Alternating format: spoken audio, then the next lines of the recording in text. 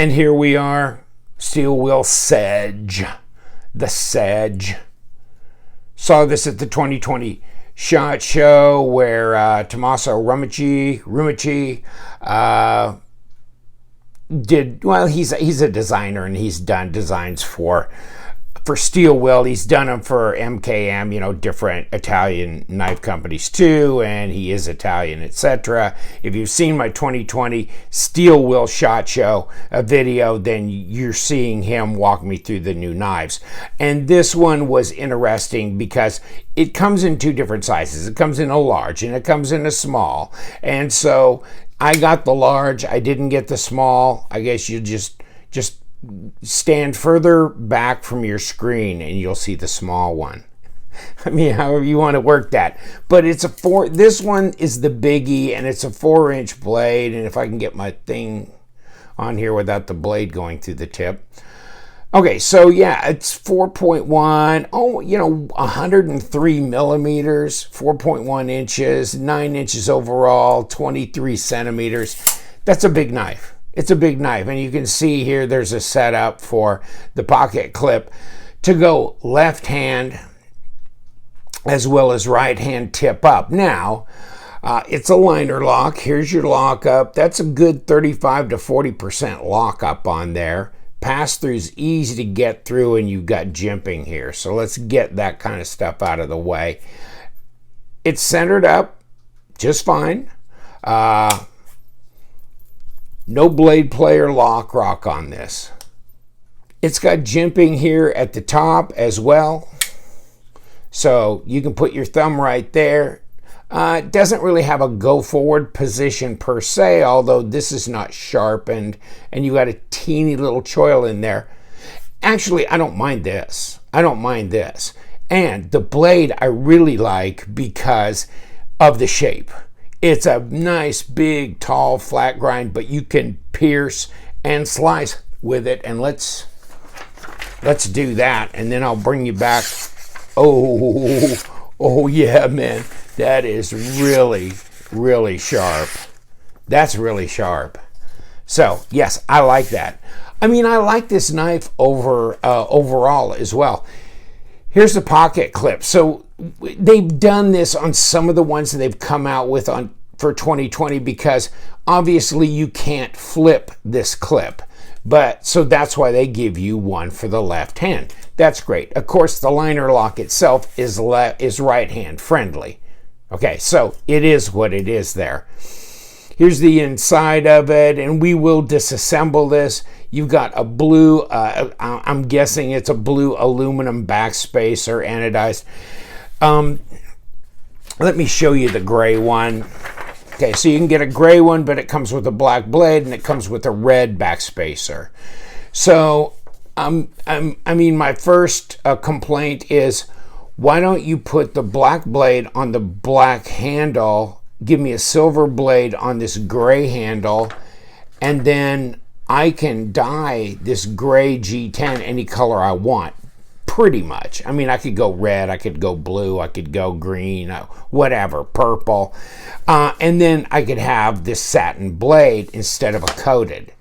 So what I think I'm going to do is get the gray Sedge. I'm going to flip the blades. And I think I'm going to put the blue over here on the gray, and I'll show that to you later because I'm fixing to do another G10 FRN whatever dyeing video, and so we'll go forward with that. I'm building up some knives in different neutral colors as they come from the manufacturer, and I'm going to dye some different colors because I think this knife is worthy of keeping around. It's just not very inexpensive. Did you see that? I mean, you got a G10D2 knife and they want $80 for it. Okay, so now it's $72 with a 10% discount using the LTK discount code. And I think this is like $76 or $75 for the smaller version. So now you're in the 60s. But really, when you buy knives like this, or even like the Vexor, what are they? They're like $52. So I'm not quite getting, I mean, even even if you get, let me pull, what have I got? Okay, so like the Best Tech Hornet here, and even though you've got a titanium backspacer on this, what are these, 62? So this is not 80. Okay, so I mean, and it's got bearings, which brings us to our next point. Yeah, I just see Steel Will doing a lot of washers on their Modus that's made in China, in their Cutjack that's made in China, in almost every knife that's made in China, they're doing bearings. There are a few exceptions to that really were really nice, and you can look at some of my previous videos, and I might put a name of one or two where they do have bearings, but they were putting bearings in the ones where they were doing the Italian version with G10 as opposed to FRN, and then M390 steel, which didn't really necessarily appeal to me, but the dollars were big on them, so it wasn't really worth it to me. I like the Chinese made Modus, Cutjack, stuff like that, but make it more fidget friendly. Make it drop here. Let's do something here. And so if you like washers on knives, that's fine. Then this is your knife. But no, I like mine to be a bit more fidgety, and not like you can't kick it open, but it just doesn't have the drop. That's all. And it really doesn't flick all that well either. Ergos are really nice on it as well. Reverse grip, yeah, that's comfortable as well. I'm not a big fan of things tailing off to a point here, but it didn't get that bad, and really I'm not all the way there anyhow. I'm here, and I'm lucky to have that finger and this finger anyhow, so it's just typical me with knives. So yes, I like it. I just wish if I got a G10, and this is contoured G10, so I like that too. Nothing special with the hardware, and you'd think you'd give me some kind of nice looking machine screws or something like that. I'm looking around here for some, but I'm not finding any right off the bat. But kind of more interesting hardware when I'm at $80. Just saying. But it's a big knife, and it's a hell of a lot less expensive than the Native Chief. But the Native Chief, it's got S30V. This does not. So this is not a super steel, and thus comes my next bitch and moan. D2, Dear Steel Will. About time to get off the D2 train. Do a VG10, AUS8, N690, I don't know, something, because there's a lot of people that live in humid climates, this and that, and D2 is not a true stainless. You could do 14C28N, that'd be great, a lot like Rake and Real Steel do. So yeah, I think we begged for D2 for a long time, and then everybody gave it to us ad nauseum, and I'm done. And I live in the desert, so this means nothing to me. I don't get a lot of, I don't really get any that I can remember. The last time, I think I had one knife that had a little bit of pitting along the edge, which I could strike right off pretty easy.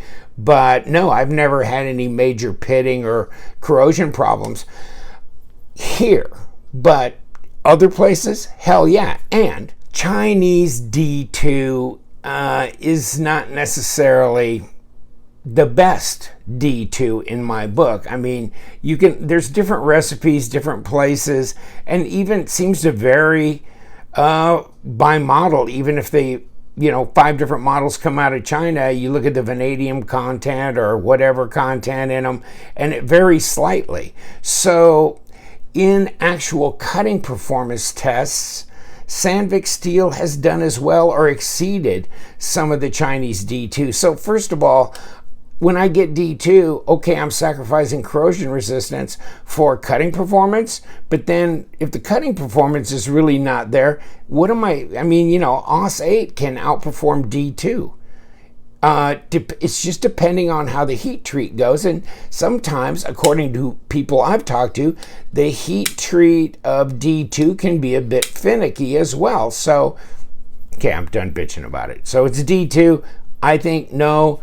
Do a Sandvik, do N690, do something else, give people a break, and give them a true stainless. What the heck? I mean, we're all talking fairly budget series steels, even 9CR18 like Civivi's using. I mean, why not?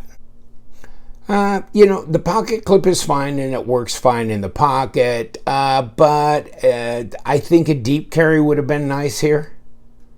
Now, maybe not. I mean, if you like grabbing your knife like that, okay, then you're fine here. And you've got two screws holding it, and you have this opposite area. Some people are not going to like this because they're right-handed and they don't care for the squared off platform for a left-hand option. On the other hand, this is supposed to be a budget knife at $80. It's starting to push that. But at a budget knife, then you don't care if they throw on some extras because this is not, you know, a beauty queen you're going to put in a glass case necessarily. So, okay, I get that. All right, after rummaging all over my table, whew, it hides in plain sight. 13.9, 0.54 of an inch there, and I don't think that really, no, changes. And it looks like it's going to be about 0.11, which is 3 millimeter, and it's right at 3 millimeter blade stock. So here's the box it comes in, which I'm not really crazy about, but on the end, they do give you some information on the knife. So the F19-10, and then if it says M in there somewhere, then that means it's the medium, it's the smaller one, and it is somewhat less expensive. So if you want something a little smaller, then that gives you that option, even though 3.5 inch blade's pretty full-size EDC for most people. And we've got 4.2 ounces at about 120 grams. So that's not bad for a 9-inch knife. This thing on bearings with a nice drop. See, I don't need a flipper. I don't care if it's a flipper or not. But then again, if you're going to make it to where I'm going to finger flick it or thumb flick it, then give me some flickability, and over time, yes. And if this is going to be a get dirty, you know, down and workaholic user for you, then maybe you're better off without the bearings. So, okay. And I understand that. So for me personally, I'd prefer the bearings. I can take it apart and clean them. That's not a problem for me. And I usually don't put a knife in the dirt anyhow. But yeah, debris can get in there.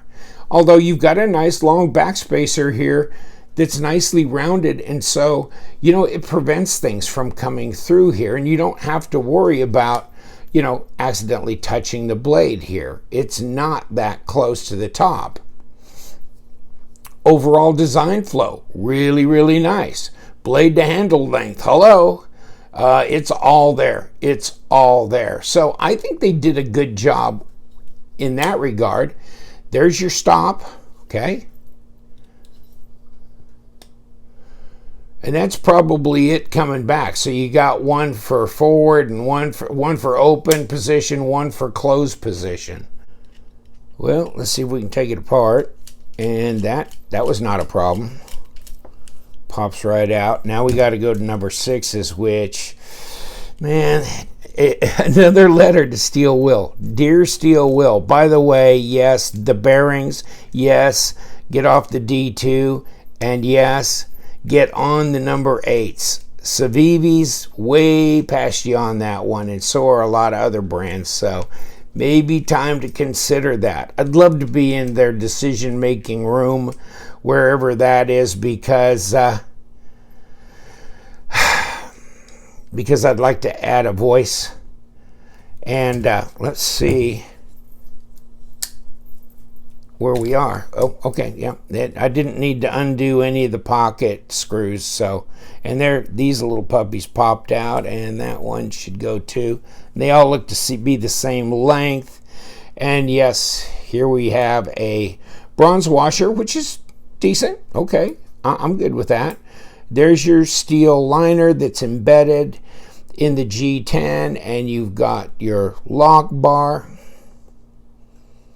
Okay, and of course, you know, that functions really well. That's nice. That, you know, it's not skeletonized that much.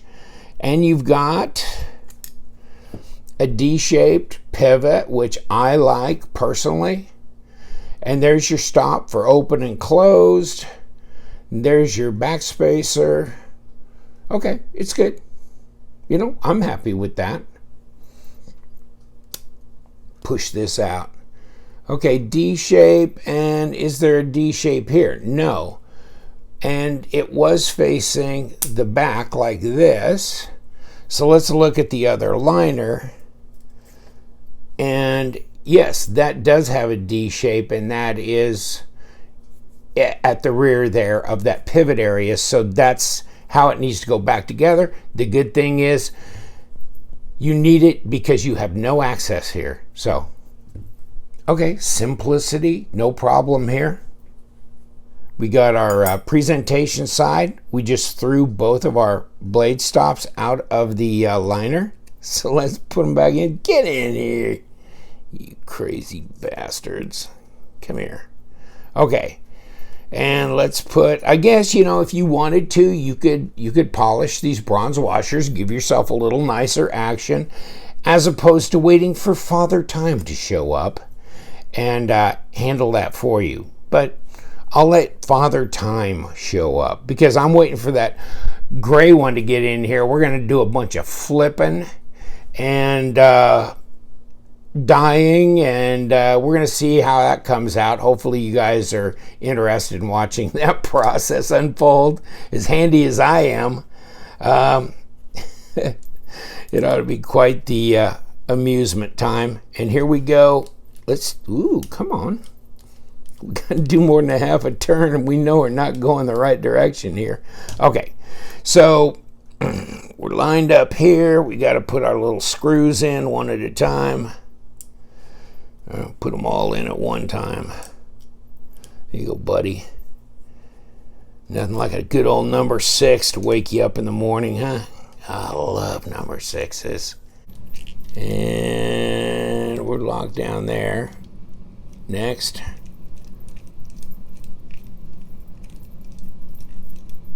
All right. And number 3 is charm. Thank you. Now, how bad did we crank this sucker down? Too much. Definitely too much, which you can do when you've got washers. Well, you can do that when you got bearings too, but it's a little bit more of a touch and feel thing when you got washers, at least in my experience. Also, when you back it off a little too much, then you can also get play. Okay, we're centered. We're kind of back to where we were. Not drop shutty wonderful, but there's no play, thank God. Let's see if we can just back it off just ever so slightly. Get ourselves a little bit more freedom. A little bit better. A little bit better. Tiny amount of play, but I think I prefer the action. And there's a little infinitesimal amount with the lock bar engaged, but not that bad. And it's still centered. So, okay. I think this is the way. I mean, you might have to make some compromise with it for a while. But, I mean, that's not unacceptable. Steel Will Sedge, yeah, part of the Urban series. Maybe a bit pricey, really, for the overall package. I like the size, and you can get two different sizes, but the blade shape, the sharpness, the contoured scales, rider left hand carry. Yeah, okay. I'm going to let you go. Thank you so much. You know what we do. We love them knives, so you guys stay sharp.